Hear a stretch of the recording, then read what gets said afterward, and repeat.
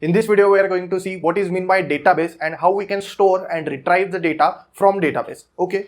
So the question is why we need database. Okay. So let's take an example of our project one, that is grocery store management app, which we did only using if else, right? So this was the project, and initial quantity of bread, curd and milk was 4, 3 and 3. So let's say user performs some operation, that is, let's say I want to take a milk of quantity 2, I will add to cart and let's say buy now. So milk quantity is reduced to 1. Okay, so user has taken two quantities of milk from your store. Okay, the day ends, and while going home you just close the software, and in tomorrow you will again open up the software and you will see the milk quantities are 3.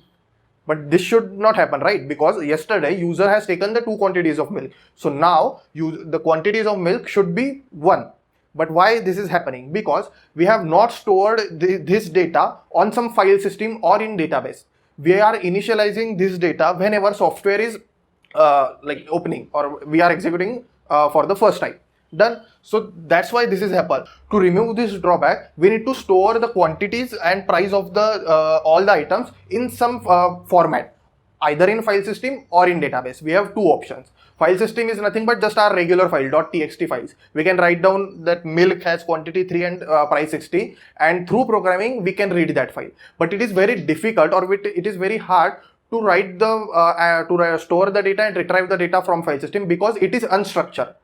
But in a database, we can store the data in a structured format, and database management system, that is a special software which is responsible to store and retrieve the data, will help us to get things very easy. So we are going to use the database management system MySQL app. Okay, so MySQL is nothing but a software which will help us to store and retrieve the data from database. Okay, so to download the MySQL app, just go to Google and search for MySQL download. You will get the first link.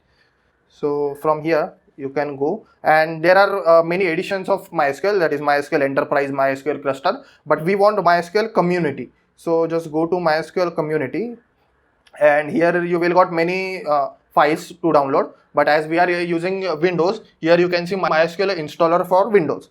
So just download this file.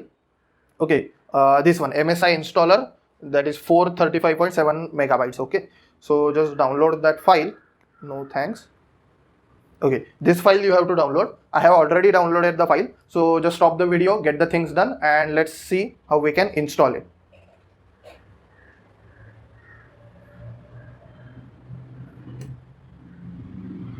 So here is my file of MySQL. Here you can see different options, but we want a developer default option, so select the developer default and click next. Okay, just click next. Okay, and here are all the softwares which consist of database management system for MySQL, and it will execute all this installation for all this software. I hope you have successfully installed the MySQL. Now let's check it how we can use that. To use MySQL, there is a software called as Workbench. We need to open that. So here you can see MySQL Workbench. Yes. So here you can see there is a one connection. Just click on it and type your password that you have set while installing it. Okay. So we can save the password as well. Done. So now what we have done, so MySQL database is installed on your computer, and now through this software, that is through Workbench, we are now connected to that particular database. Done. So this is the window in which you are going to write some queries. Now what is meant by queries? So MySQL is a structured database. That means to store the data we have to follow some structure. Okay, and to do all the operations and that structure, they have developed one language, that is SQL, structured query language. So we have to write some code in SQL so that we can use that particular database. Done. So first let's create a new database to store our data. So let's create database. So syntax is create database and then your database name. Let's say our database name is ENG Institutes, and don't forget the semicolon. After writing the query, you can see the lightning symbol over there with cursor. It executes the current line. So if I execute the current line, you will see the result here. create database engineering tools is successful. Otherwise, it will have a false value. But now it has a true value. So our database is created. Now in database, we need to store data. But as I told you, we need to store data in some structure. That structure is nothing but a tabular structure. So in database, we need to create different tables in which we are going to store data. So let's take an example of grocery store. So in grocery store, we have n number of items, and for each item we have name, then we have quantity, and then we have its price. Okay, so if you can think, it can look like this. So in tabular format, okay, so there will be 3 columns: name, quantity, and price, and each row will correspond to one item, right? Milk 50 and 25, let's see, bread 60 and 30. Likewise, we can create a table. So first we need to define our table. So to define our table or to create our table, the syntax is, okay, before that, we have created a database. Now we want to tell MySQL that I want to use that database. So write use and your database name. Okay, so now we are using engineering tools. In that database, now we want to create a table. So to create a table, the syntax is create table, then give your table a name, let's say items. And now in the round bracket, we need to define the columns with their name and its data type. Okay, so MySQL has its own data types. We will see what are they. So if you go to Google and let's say MySQL data types, okay, so you can go to any site, you will get those data types. Okay, so here are the numeric data types: int, tiny int, small int, medium int, whatsoever. We will just use int in numeric data type. Here we can use float also, and also we have double.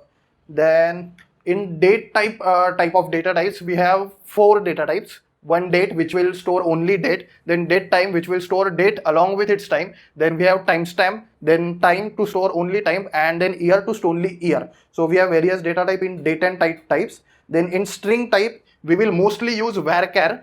So varchar can store string between 1 and 255 characters. Okay, so we will mostly use varchar, but there is a text also which can store up to some 35,000, yes, 65,535 characters. So we will use the text also, but mostly we will use varchar, and that's it. So these are the data types that we can use with the MySQL. So in our item, now to define the table, focus on the syntax. Create table name. Our table name is item. Now we want to define column. So our first column is name. So just type name and then define its data type. So we will use varchar and write in bracket 255. So our name can contain 255 characters. Now quantity. So write quantity. Quantity is type int, right? And then what we have? We have price. So price, it's type of float. So here the syntax is exactly opposite that we are using in C# or C++.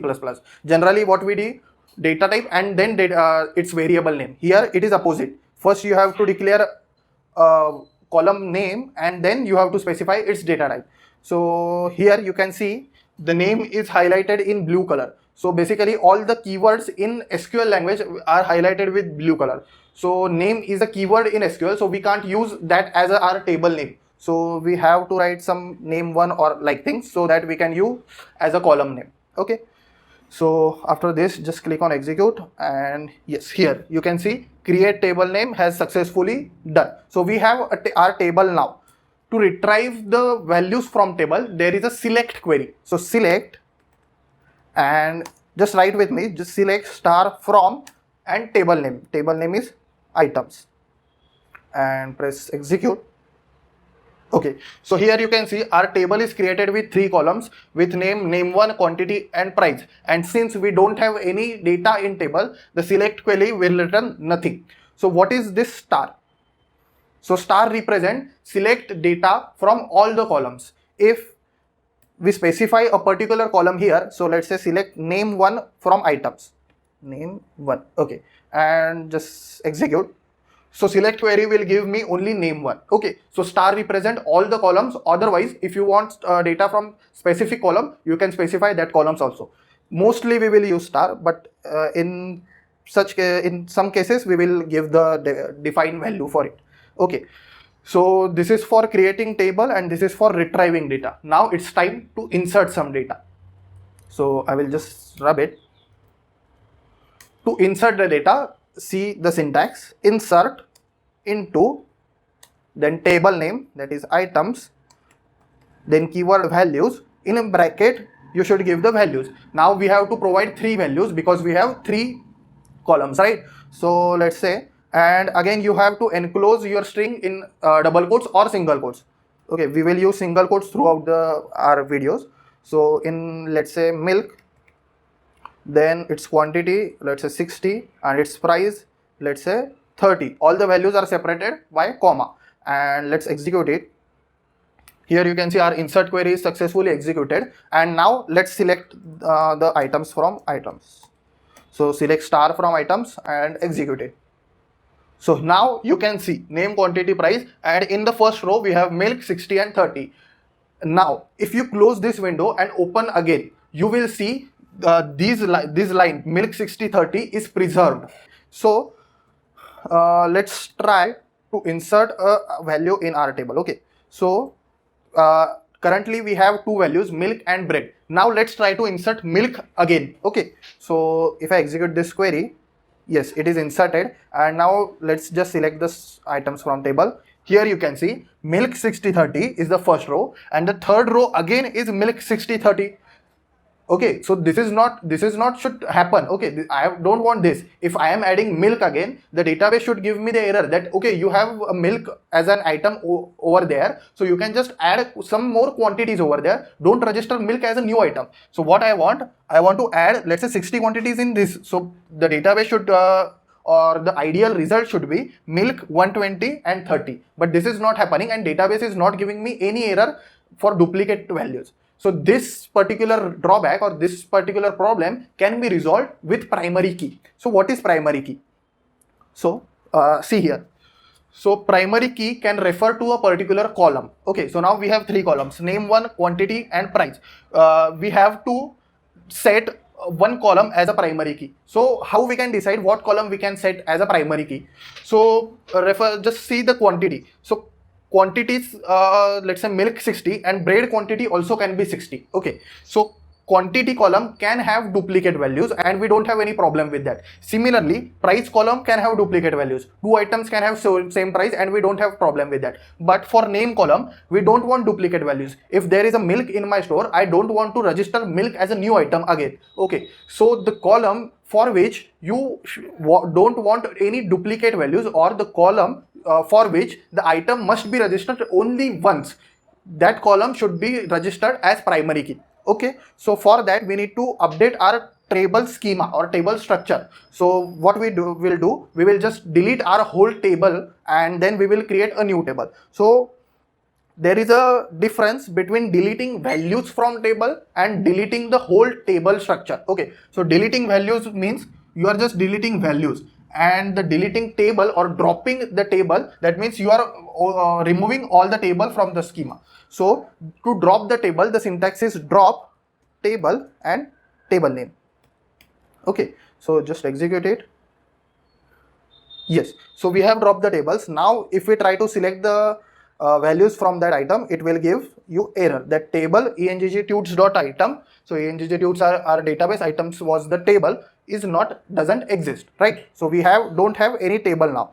So we have to create a table again. So create table items. So you don't have to mug up all these syntaxes. These are very easy syntaxes and self-explanatory. Okay, so create table name, and in circular brackets you have to specify the column name and its data type. So our column name was name1, its data type is varchar 255, and now to register this column as primary key, you just need to write primary key, and that's it. The second column is quantity of type int, and the third column is price of type float. Done. So let's execute it. Yes, our table is created. Now let's insert some values into it. So what is the syntax for insert? Yes, insert into table name, that is items, then values, and in bracket let's say milk 60 and 30. Okay. And don't forget the semicolon. So yes, one value is inserted. So select star from items. Yes, we have milk 60 and 30 in our database. Now let's try to again add the milk. Okay, so I will just execute this query again with this particular symbol, and let's see, it should give me error. Yes, it is giving me error saying duplicate entry for milk for key items dot primary. That means the name column is now my primary key and milk is a duplicate entry in that column. So database is restricting to myself to register the same name into the database. So if I just change the name, let's say milk1, and again execute the query, yes, it don't have any problem now because it is not duplicating. So in the database I have milk 6030 and milk1 6030, but I can't register duplicate names. Also I can register items with same quantity and same price because they don't have any primary key constraint. But as name1 is have primary key constraint, I just can't I just can't add the item with the same name. Okay, so now we can use the delete. So what was the syntax for delete? Delete from table name items. If I execute this query, all the items will be deleted, and if I want to delete a specific item, I need to write delete from items where name1, okay, name1 equal to, let's say, milk1, and let's execute it. Now it is giving me the success status because now our name1 has primary key. So if we select the items now, yes, so milk1 is deleted from the table and now we have only one value, milk 60 30.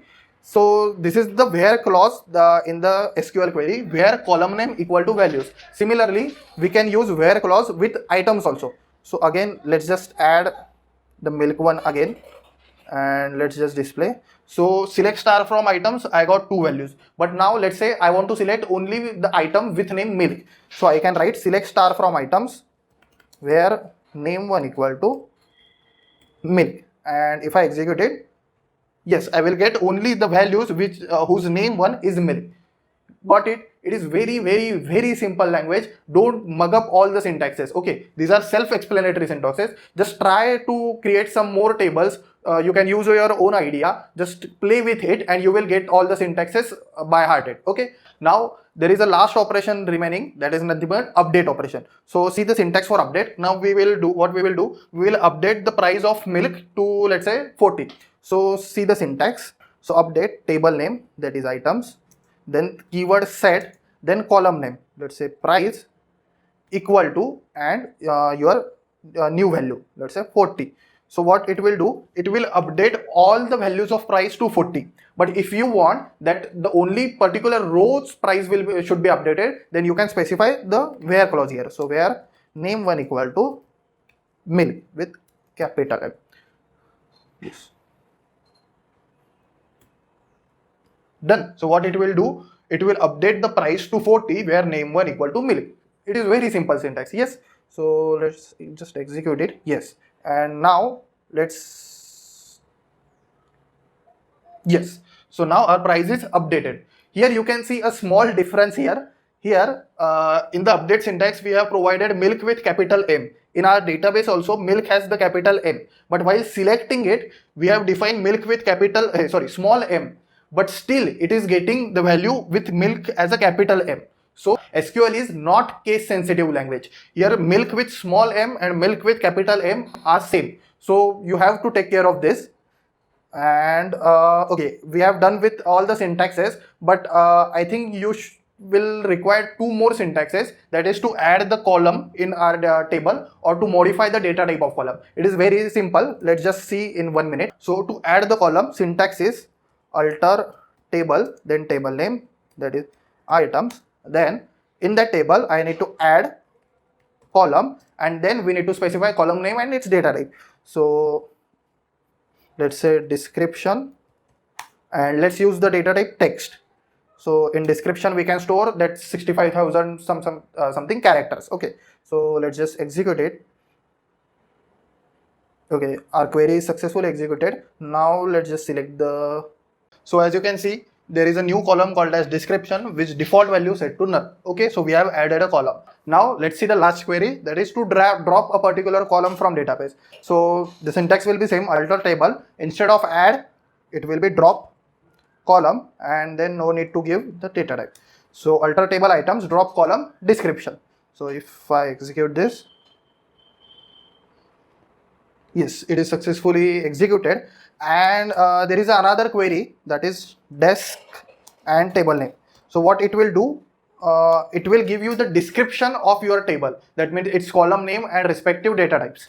So if I execute desk item, you will get this result. So field name 1, type varchar 255, null, that means whether that particular column accepts null value or not. Since we have created name 1 is as a primary key, it will not accept null and duplicate values. So null value no, key yes, it is a primary key, and default value is null.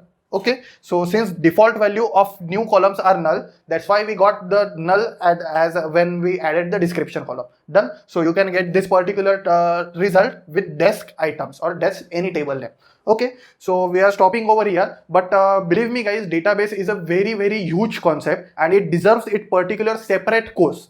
I am just giving you a few glimpses of database operations, but database design, and there are so many things involved in database. If you want to know and if you want to learn all that concepts, please tell us in the description section or mail us at letstalk@enggtunes.com. We will create a new course for database for you. Okay, we are now just seeing the operations which we will require while developing the applications in our next course.